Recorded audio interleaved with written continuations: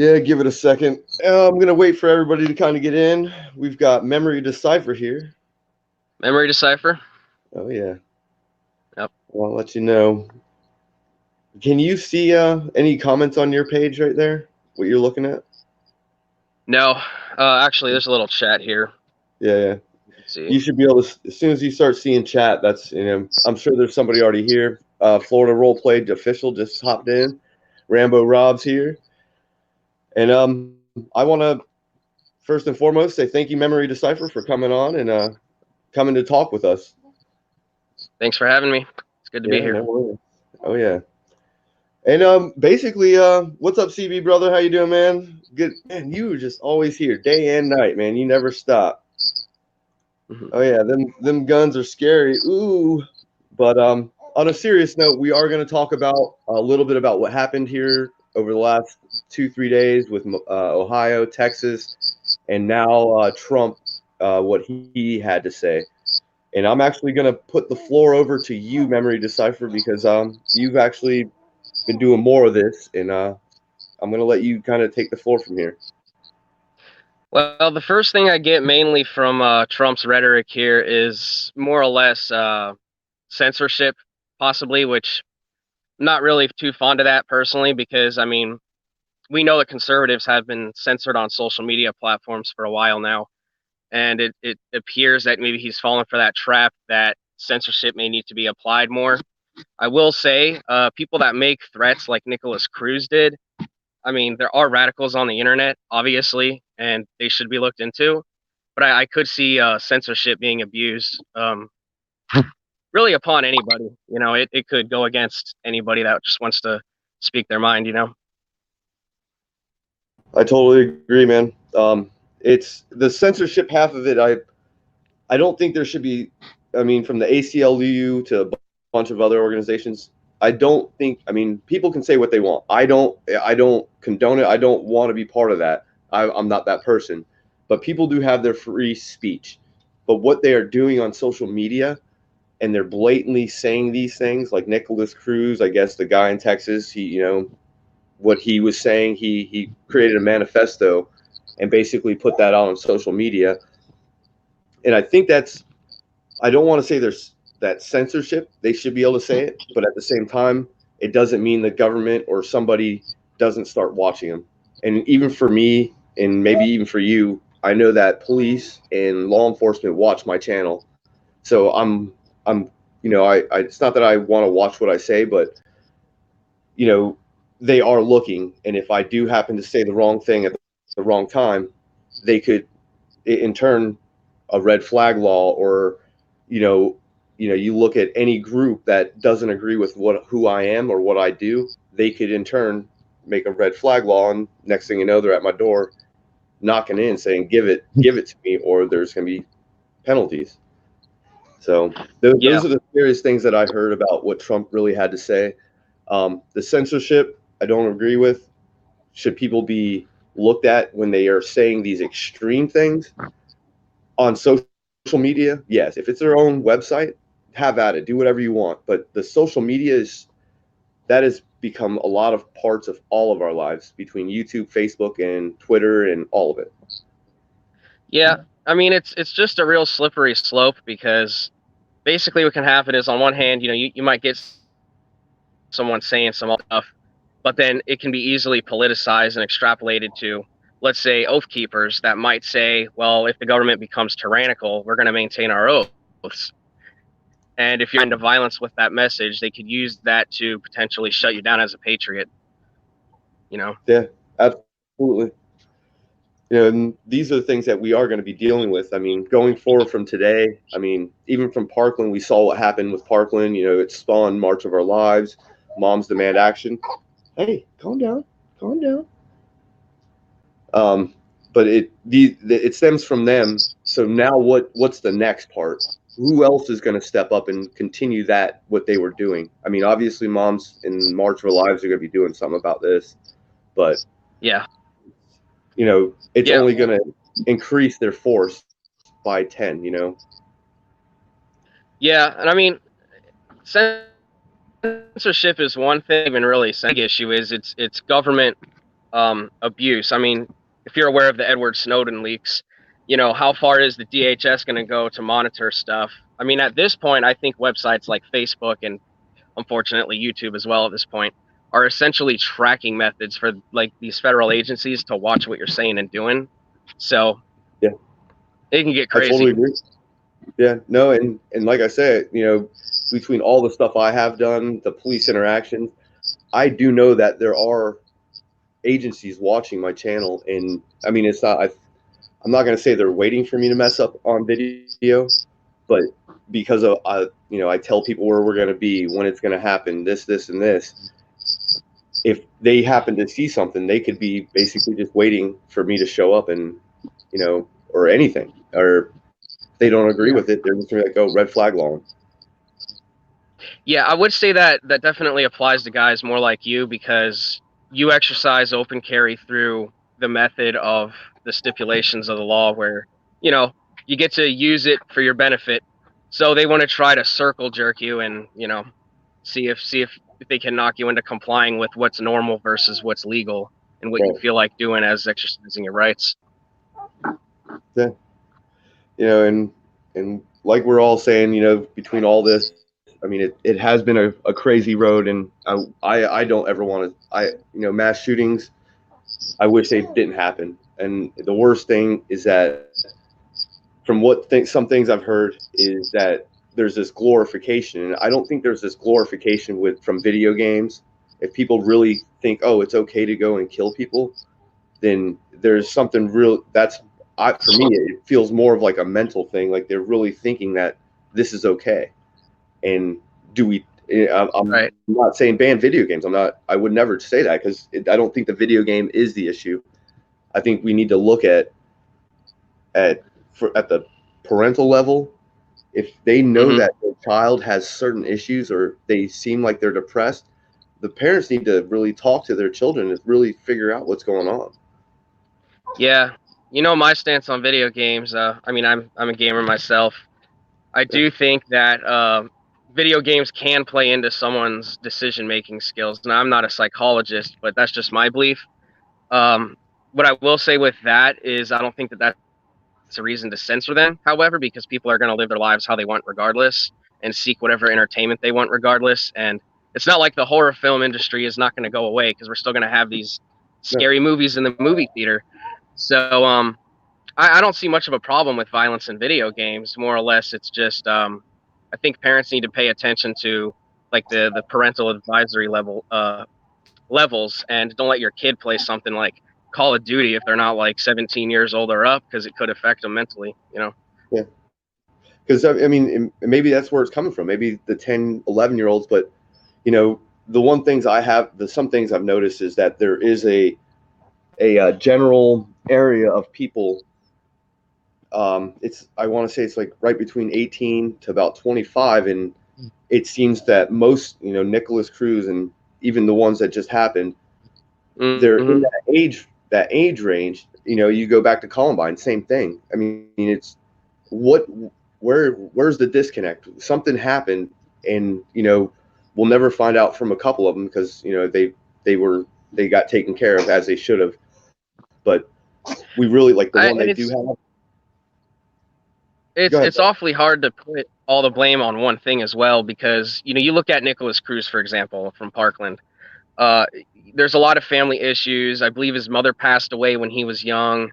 So you get someone with family issues and someone that doesn't have proper like parental guidance, or maybe they're lacking good parents in the home, or a good relationship in the home, or if they're lacking God in the home, something like that. It could turn up a lot of issues where these kids just don't value life. So then they grow up glorifying violence through whatever method they choose, and then they end up doing something horrific. You know. And I'm gonna. I know I'm not. We're not gonna stop, but I just want to let everybody know I do have Memory Decipher here. Get onto his channel. He does, he does open carry. He has reviews. He tell him what you do on your channel instead of me telling what you do on your channel. I'm kind of like a hybrid channel. I don't just stick to 2A. I'll do some 2A activism every now and then. I like to talk about open carry philosophies. implications of it. Sometimes I'll brush over techniques and things you might want to be aware of when you're open carrying. Societal issues as well. Sometimes I'll get into politics and geopolitics as well. So I dabble in a little bit of everything from the political realm to the constitutional realm. So I like to stay in those areas. Awesome. And like I said, everybody get onto his channel, subscribe to his channel. He's growing too, and he does. I've actually got the chance to go with him to Melbourne, or he was down here for I believe it was your birthday, and he reached out and we made it happen, and we actually made a good video. That wasn't the intent, but it turned out to be actually a pretty good video, and it got a lot of education and a lot of people talking after that day. Yeah, it's funny because a lot of people comment like, "Oh, you guys were just looking to attract police," which, you know, I love blowing that argument out the window because clearly, if it were up to us, we would be unbothered by police. We would have good interactions with the citizens, maybe educate some people that are gun phobic. So I mean, if the police show up because someone's gun phobic, I mean that's their mindset issue and not so much our problem, you know. Well, and I'll even say, you know, it's so crazy. Like you hear about open carry Texas and how it's very, you know, very gun friendly. Like it's a very two-way kind of state. There's a lot of things that can't be done even inside. Like I heard that whole mall strip that the Walmart was in was a gun-free zone. So unless open carry Texas was sitting out on the side of the road, there was no and I think that's one thing that I really would love to see is these gun-free zones kind of go away, because if they're not going to actually have armed security or somebody there to actually protect the people in that case. I mean, I heard there was like you put up that video of the one guy that said he had a concealed weapons license and was instructing kids to get out. Right. Yeah. So I mean, if we get rid of those restrictions, it could possibly help. I'm not saying it's going to be the cure-all, but it is something that could possibly deter others from doing what they did. I like that you mentioned cure-all because that's one narrative you see by the anti-gunners and the freedom haters of this country, is they like to say, well, this happened in Texas, so where were the open carriers or even the concealed guys? Where were they at? Even if you point them to the direction of the hero that helped, you know, people vacate the building, you know, you still got an issue where no matter what, no matter how safe a society is that you think it is, there's always going to be a risk of danger, you know? So, like, even if we had no gun laws at all, there will still be psychopaths that decide to go on shooting sprees. So, the mistake the liberals are making is thinking that you can foolproof anything in life and thinking that just by having guns, it's going to fix every issue of a potential gun crime. Obviously, that's just flawed logic because you're still going to have things that happen. Our argument as Second Amendment activists is that with more guns in the right hands, being majority of people and citizens, to be honest, you'll see a decrease in violent crime. So that's mainly what we're trying to show these people, but they just don't really understand that. They think that we're trying to go after a society where there's never a mass shooting, which would be awesome, but that's also very utopian to think because we're realistic and we understand can't have a perfect world. There's always going to be as much as we want to say there's never going to be a bad person in this world, there's always going to be a bad person in this world. And you know, and there's really no way to cure that. So for me, it's about defending myself, defending my family, and defending anybody that's around me at that time. You know, if I hear shots being popped off, you know, I am going to first and foremost take care of the family, get them out of the situation, but then try to help those that need it, because obviously, you know, if there's nobody there to help, then people are just going to die, and 20 people is too many, but there's no cure all to it. You know what I mean? Like, yeah, taking away guns is just going to turn it into knives, and then you take away knives and then it's just going to turn into bats, you know. yep. I mean, statistically, there's more people killed with fists, blunt objects, bats, you know, than there are with firearms. And you know, right. The other thing I So want to hit on is how a lot of people say, well, that concealed carrier, some people call him like cowardly, I guess, because, well, he didn't go and confront the shooter with his gun. I mean, we have to remember as gun carriers, first and foremost, it's for the protection of ourselves. I mean, we're talking police officers don't even have a duty to protect citizens. So no, why should we that's hold ourselves? If police don't have the duty to protect citizens, then why should we hold ourselves as citizens that we have to protect each other too? I would I argue that totally agree. I would argue that if you have a good heart, you're going to try to protect other people, but everything is hypothetical to the situation, and you might decide that maybe getting involved in something isn't in the best interest of yourself or your family or others. So ultimately, the reason why we carry is for our own self-defense of ourselves and our loved ones. Yeah. For first and foremost, my Yes. goal is to make sure my family's safe, and then once I feel safe that they're safe, I can move on to helping others. And when I'm usually open carrying by myself, everybody's like, "Oh, don't you worry about my yourself?" And I'm like, "I do," but I Mm-hmm. also, if something were to happen, I don't have to worry about others. I have to worry about finding the threat and addressing that. And you know, and I wish sometimes my wife would come, but it also brings in a whole nother level of I've got to be awareness to her and what's going on with her and me, and you know, but the mere presence sometimes of a firearm is the biggest deterrent in the world. Yeah, and to the guy's credit, if I'm not mistaken, I mean, he was helping people evacuate right at about the time police were starting to show up. Yeah, yeah, I mean, if you go into the situation, the active shooter situation when police are arriving, you're really putting a target on your own back. Unfortunately, police aren't that well trained where they're going to be able to easily decipher, no pun intended, you from somebody else that's an active shooter. They might mistake you as the active shooter, or if they happen to catch you in the situation where you're in exchanged gunfire with the active shooter, they might perceive you as the bad guy. So you really take a huge risk if you're going to go confront a situation, especially if police are already arriving. I right. think maybe trying to get out of the situation once police arrive is probably the most intelligent thing to do. If not, Yeah, drop your gun completely if it was already just get drawn on the and just ground. lay on the Yeah, ground or something. You yeah. know? When they show up, it's out of your hands, and for the most part, I know that as soon as I would hear or see a police officer, I'm probably going to try to go the other way or get down so that I don't get shot by them coming up behind me or from other directions. You Right. know, Yeah, but because it could certainly happen. it could be. I mean, and these are all hypotheticals. There's nothing. There's no written. This is how it's going to go. This is when it's going to happen. So a lot of the stuff is more or less how I personally feel like I well, family first. I can take care of others second, and you know my life is important to me. And people are like, oh, you'd want to put yourself in that. I'm like, who else is going to do it? And as you were Right. talking about, the police have no obligation to protect us. It's a federal court case. It's called Warren versus the District of Columbia.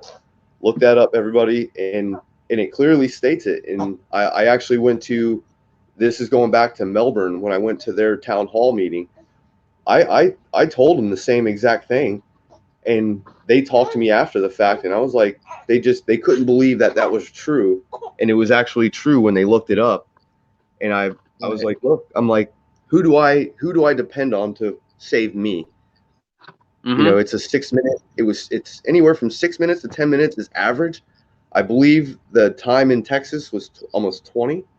I think Ohio was almost instantly, but Texas, it took them almost 20 minutes for the law enforcement to show up. And I don't know the situations. I don't know what goes on there, and I'm not criticizing Texas for it.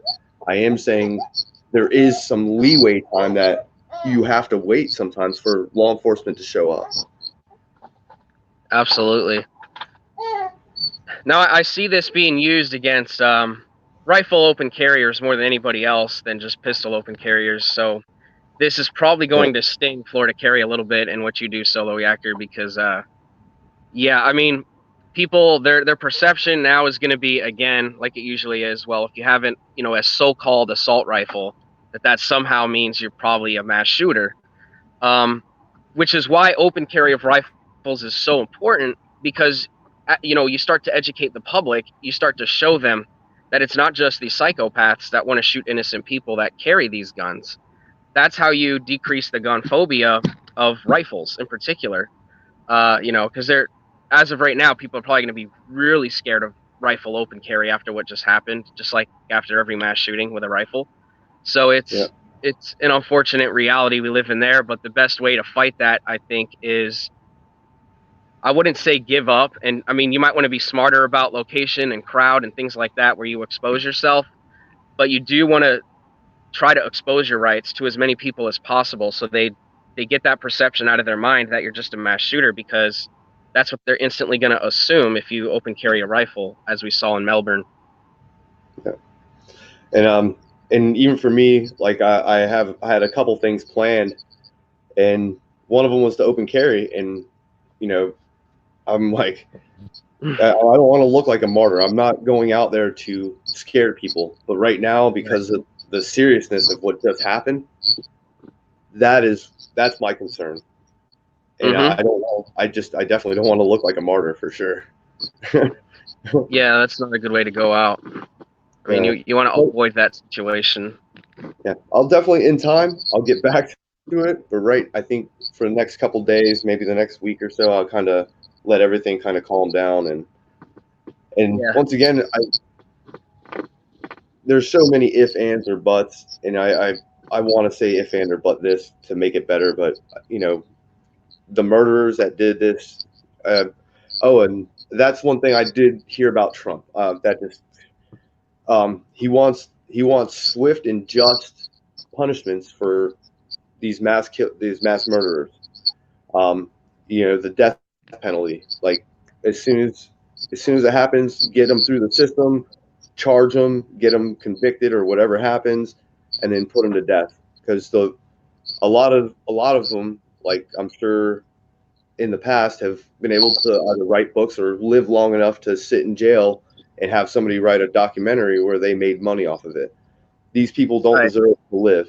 If they're willing to kill and take away life, they don't deserve to even sit in jail and then have taxpayers pay for their food and water and their life in prison for the rest of their lives. And when it comes to the death penalty, I'm usually neutral on it because I see both sides of the argument. But in cases like this, Yeah. I don't see it as much of a moral issue, because people like to moralize the death penalty concept across the whole spectrum. I think when it's involving someone that was a mass murderer, morality is out the window. It's more about public safety. If that individual escapes prison, I fear for the public safety of everybody that's still alive. So therefore, his life is a danger to society. Yeah, definitely. And I mean, it's just, the death penalty has been up and down through so many states. I think there's only a few states that really still do it. I think Texas is one of them still.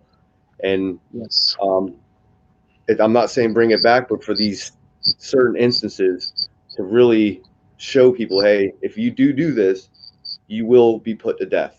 And I don't know if that's going to be a cure all. It may stop one or two, maybe. But right. It's just an if, and, or a but. You just want to be able to put severe penalties on those criminals, and that's how I feel about that. You want people that would think about doing such a thing to be afraid of doing it, for starters. And I don't know how some of them walk away out of these mass shootings in handcuffs and not body bags, to be honest. Yeah, I mean, Cruz, he survived. The one in Texas, Florida. he survived. Yep. And at this point, like the psychologist, the FBI, I mean, somebody really has to try to start getting inside their brains and figuring out. I mean, they could be two different spectrums. Right. What was the triggering motion of it? Yeah, I mean, again, I think it all mainly starts how the person was raised and in the family. I mean, and a part of us have to humiliate ourselves and or humble ourselves and admit that there is a human element to evil, and you can be raised in the best family and the best socioeconomic class and still do something horrific. Yeah. I mean, look at Stephen Paddock, for example. The guy was a millionaire. Mm-hmm. Now maybe he had some gambling issues or whatever out there in Vegas, or got caught up into something. I'm not going to get into conspiracies on this channel, but you know, anybody can flip. A good person can easily flip that switch and just become a monster the next day. And that's really the secret to life, which is why you can't legislate good versus evil. It's very difficult to, because Yeah, anybody can flip the switch, you know? totally agree. And this is what we really wanted to talk about. I reached out to Memory and I was like, man, I've been watching what you've been doing. Let's have, because I think we're both on the same page on certain parts, but it's good to see different spectrums on that. And that's why, and I encourage anybody else, reach out to me, Soliecker2, the number 2 at gmail.com. And we can get on a little cast like this. And, we're probably going to be on here for maybe 5 or 10 more minutes. I'm not really sure if Memory has anything to do, but I said it would be like 30 minutes on here just to kind of, get a recap and try to tie what's really happening from the start of the shootings to where Trump is possibly going to start enacting certain things. And we've already heard about him about the red flag law. Not a big fan because it does affect open carriers and it does affect memory decipher in Tennessee. Um, he was really trying to push this thing about video games and the social media. And the social media part, I think they need to look into some of it. They don't need to look into all of it. I mean, if there's people out there saying what this guy did, the manifesto he posted on, I believe it was Facebook, we those are the things that people need to look at. And Absolutely. I mean, that would be a direct threat and shows intent, which is something you hit on in your last stream, was intent. The guy showed up in that Walmart with earmuffs on. yeah, Most of us open carriers are not walking around with earmuffs on. Very no, rarely would we ever have a face mask on or body armor. yeah, So, I mean, if you see things like that, I would say, yeah, that's probably the threshold where the suspicion alarm should be raised. The yeah, suspicion alarm should not be raised at the mere vision of you carrying a gun. It no, should be, there's got to be more to that puzzle than just someone carrying a gun. right. The Um, intent of what are they doing with that gun? Is it slung? Is it folded down? Are they pointing it? Are they shooting it? What is going on right. with them carrying? Exactly. I mean, because people have asked me, well, at what point would you consider this guy in Texas a threat? Someone's walking in with an AR-15 or AK-47 variant into Walmart. I would say, I mean, I might watch him, but I'm not going to call the cops on him and freak out until or unless I see that he's wearing ear pro, and I'm going to be like, what that's a That's out of clear, place. that's Yeah, out of no, place and is a red flag. I would not turn my back to him for sure. So no, yeah, I wouldn't become target number one as an open carrier with my pistol. So there goes that argument. Um, and then you have the other aspect of it. He had to raise his gun to start shooting at other people. I mean, once someone raises their gun and starts aiming at others shooting, obviously they're a threat. So the argument is, if they're not pointing their gun at people, they're probably just a good guy exercising their rights, yeah, you know? yeah. And everybody's like, oh, but why should we wait until they're starting to point it? Well, that's the thing about having an armed populace. If you have more people that are either concealed carrying or open carrying, and they are situationally aware, and even for me, like, I'm very deep into Facebook, YouTube, especially YouTube, and Right. every now and again I catch myself and I'm always looking at my phone, and when I'm out in public, I put my phone in my pocket and I turn it off because I want that. I don't want to have any distractions. If something does happen, I don't want to be face down where I have to now figure it out. I want to be the first guy to see what is going on or if something's happening. Yeah, I try to refrain from looking at the phone when open carrying out in public. I mean, that's a video topic I might do soon, actually. I usually try to wait till there's nobody around me and maybe I'm in the back corner of the store and I might pull it out and see what's going on or whatever for a second. But you're not going to find me on my phone swiping on Facebook or something, when I'm standing in a checkout line, when I'm trying to keep my body slanted so my gun isn't exposed to the person behind me, or when I'm in a crowd of people because it got crowded in my area. You'll never see me on my phone in those situations.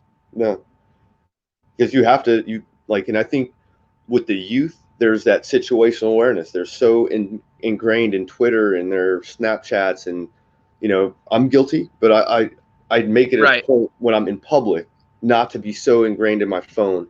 And I'm not saying that's what happened in Texas or anything, because that from the video in Ohio, I mean, everybody was hanging out, having a good time, and then all of a sudden, just chaos went loose, and Right. I've actually seen the video where the police and I believe one citizen engaged that shooter and took him down within a minute or two.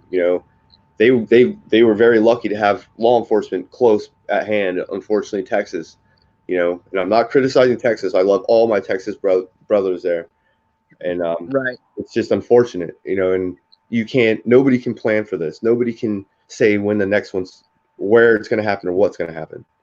With the Ohio shooting, I saw the footage of where the police shot the shooter. They pretty much incapacitated him right there at the front door of the club with Yeah. him with his AR-15 on the ground bleeding out.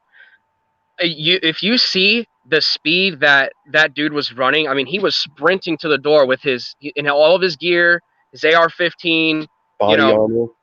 wearing full black. If you see someone that looks like that, they're running around in tack gear with a gun.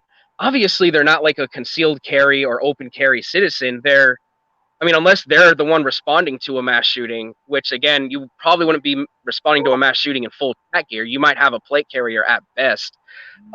Most guys would respond without any equipment on. So it's obvious that this guy's a mass shooter. He's decked out in tactical gear.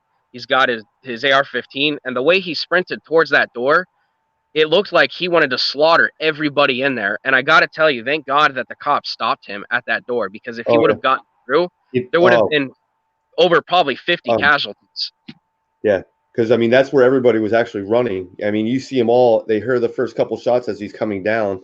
Everybody's Right. turning, running, going into that door, and that's exactly where he was going. He was going straight for that door, and and Absolutely. and it was, once again, huge shout out to friggin' Ohio for, you know able to be in the area. I mean, I don't I don't know if the guy planned on doing it and he just didn't realize that there would be a police presence there, because it seemed like they either had some kind of club thing going on or some kind of event.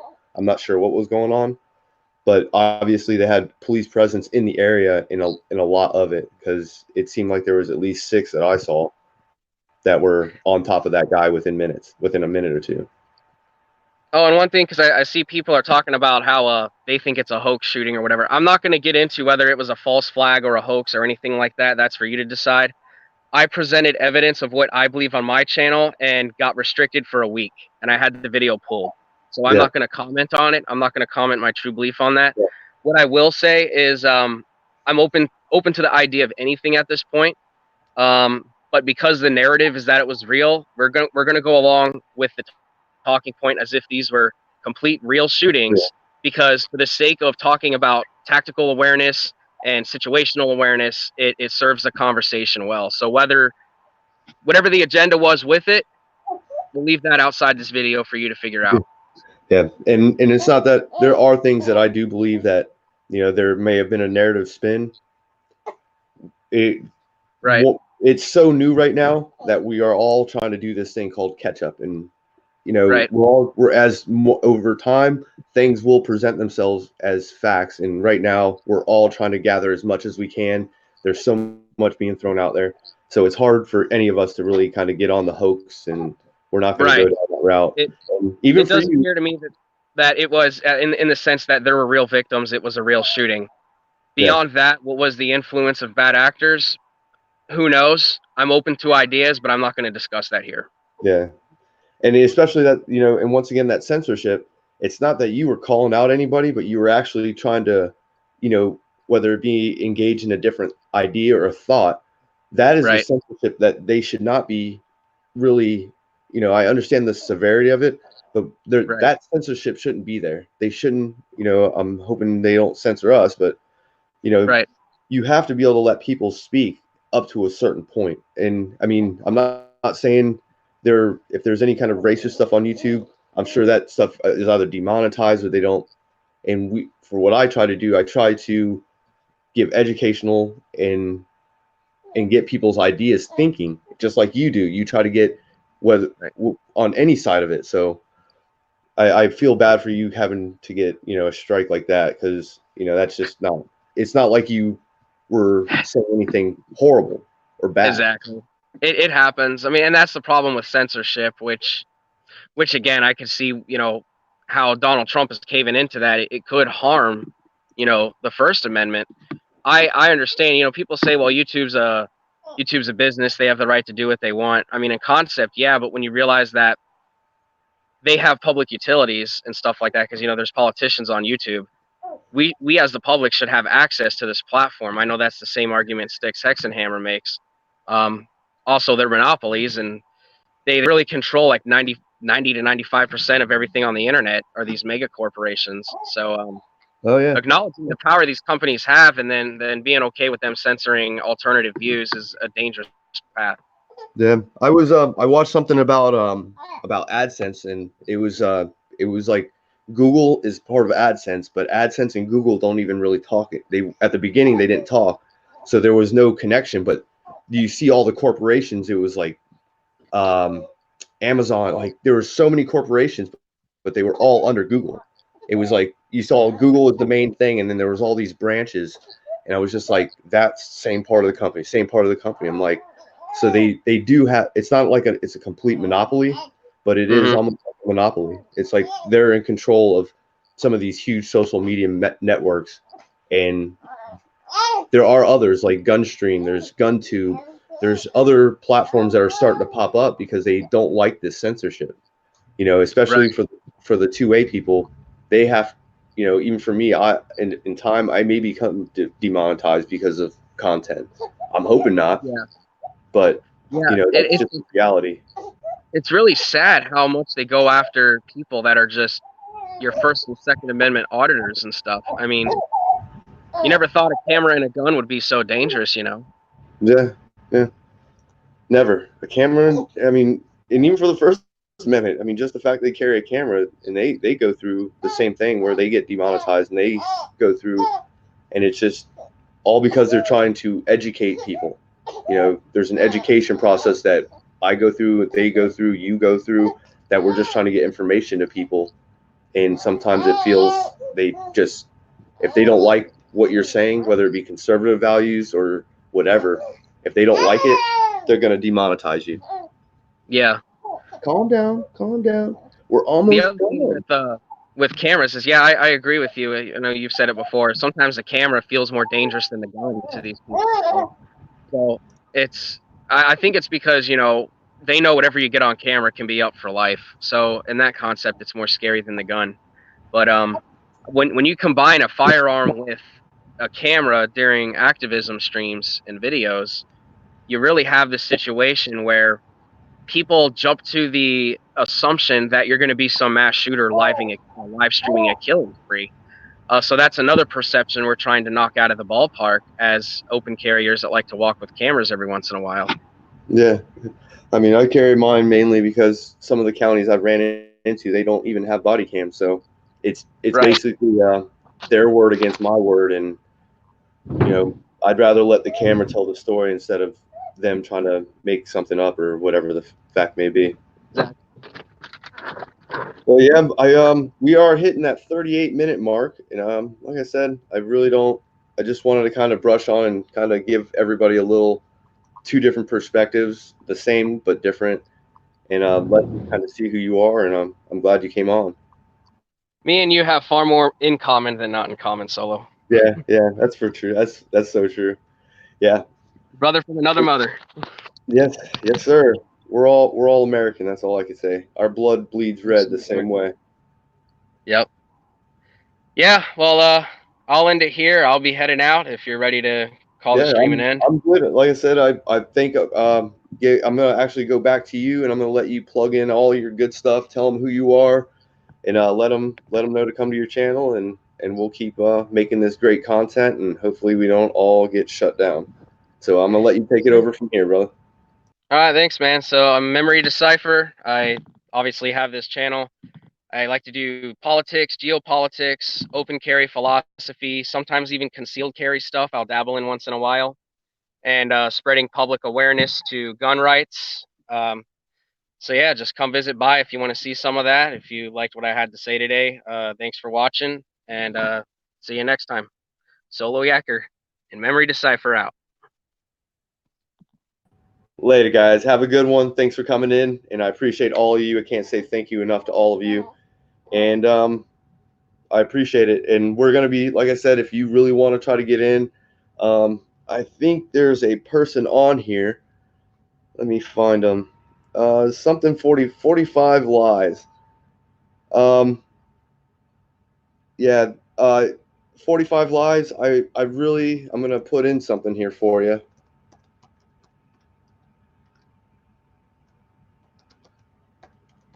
All right. You need to reach out to me at this email address. If you can see that email address, please get on it. Shoot me an email because I would love to have you on this show. Um, sometimes it's better to talk about it than to be a keyboard warrior. So if you would like to reach out, keyboard solo yacker, the number 2 at gmail.com, and reach out to me, and I will definitely love to chat with you. And you don't even have to be on video, but I'd prefer it so that we can look eye to eye.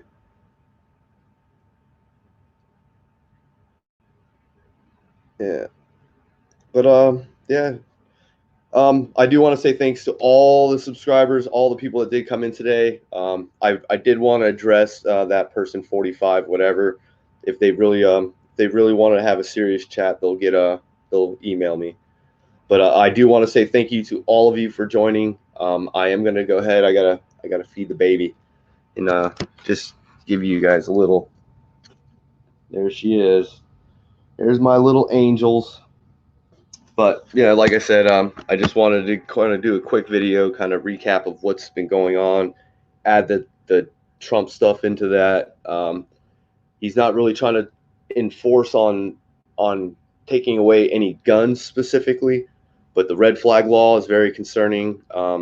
The video games and a couple other things, they're all concerning, but it's nothing that we haven't already seen. So.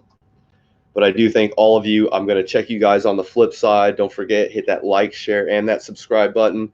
And I will hopefully we'll see something 45, whatever their name was, 45 lies. I hope they 45 lies call me and try not to lie on my show. So, but all right, guys, have a great day. Enjoy the rest of it, and I thank all of you. So I'll catch you on the flip side. Solo Yacker, deuces.